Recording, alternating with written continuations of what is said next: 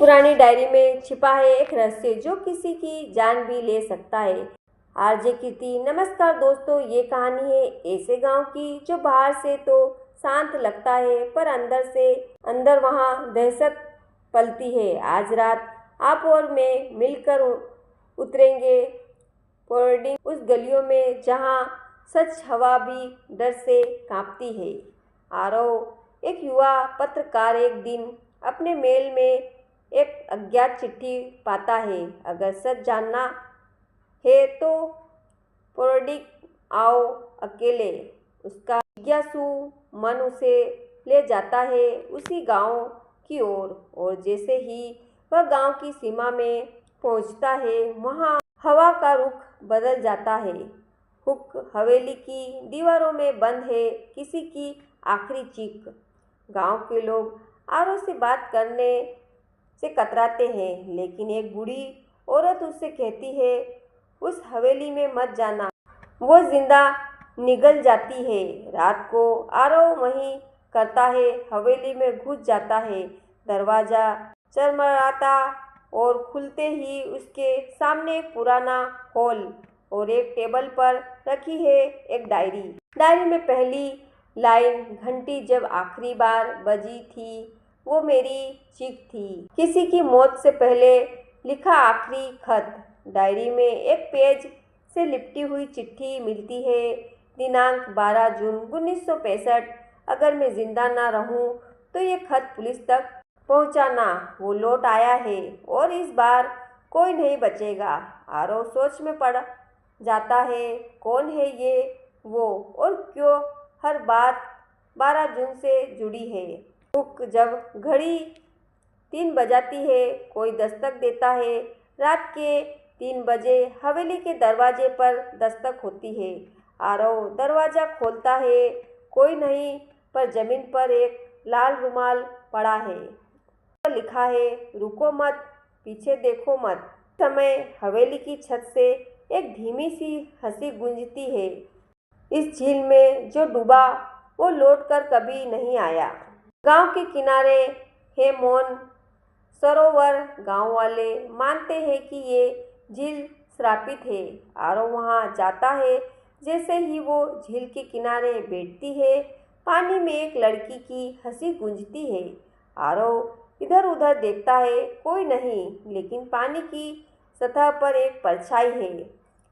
हर साल गायब होता है एक बच्चा ठीक उसी तारीख को।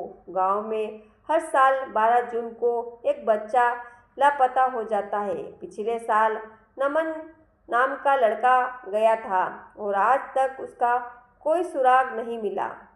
गांव वालों को कहना है जो पोर्डिंग के रहस्य को छेड़ता है वो खुद रहस्य बन जाता है। वो औरत जानती है सब कुछ पर कोई उसे सुनना नहीं चाहता। नमन की माँ गीता अब पागल हो गई है।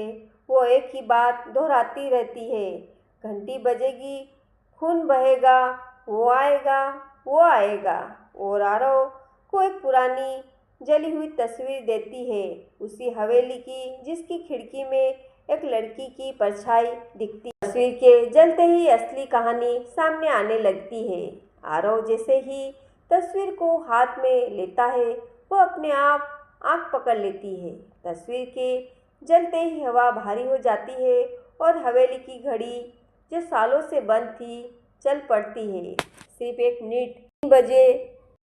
अब तक जो सुना था वो सब झूठ था। गांव के सबसे पुराने आदमी रामू काका से आरव पूछता है, रामू काका, धीरे बोलते हैं, हवेली कभी किसी ठाकुर की नहीं थी, वो तो राणा परिवार की थी और राणा की बेटी कविता 1965 में गायब हो गई थी। तब से अब कुछ बदला। वो लड़की मरी नहीं थी, उसे बंद किया गया था।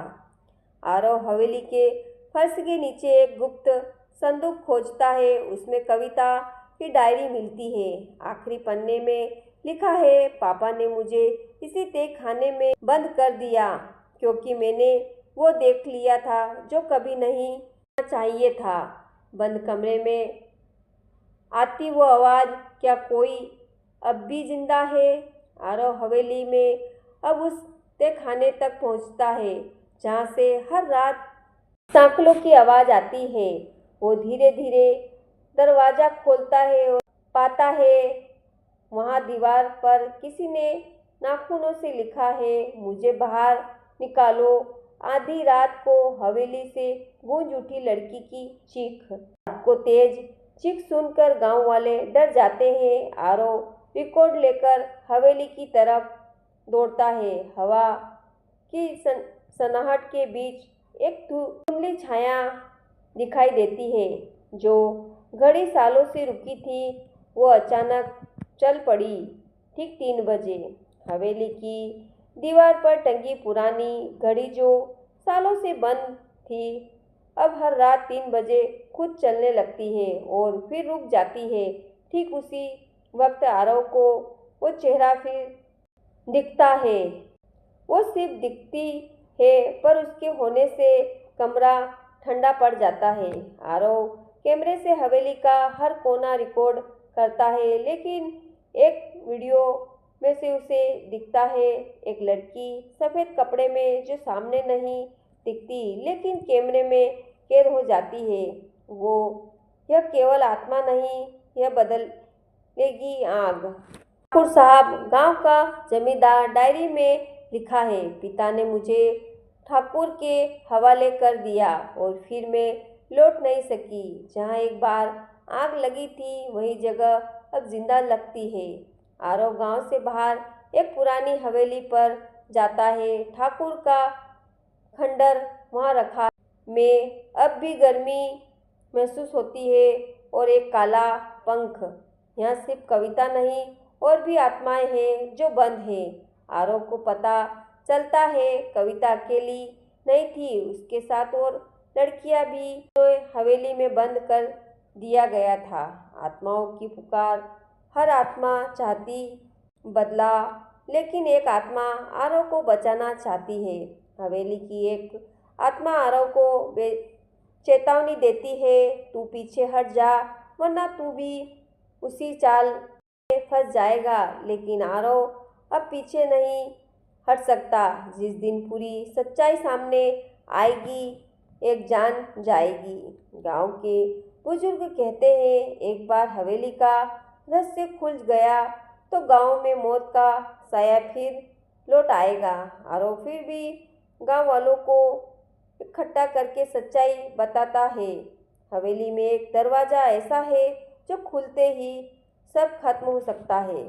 आरव उस दरवाजे को खोलता है जहाँ से सबसे ज़्यादा सड़न की बदबू आती है। वहाँ एक तहखाना है और उसमें एक दीवार पर खून से लिखा है, मुझे माफ़ करना, जिसने जुर्म किया वो अब भी जिंदा है लेकिन ज़्यादा वक्त नहीं बचा। ठाकुर का बेटा आज भी गांव में है। कविता की आत्मा आरव से कहती है, हमें न्याय चाहिए, बस एक बार सच सबके सामने ला दो। अब आरव को मारने की साजिश हो चुकी है।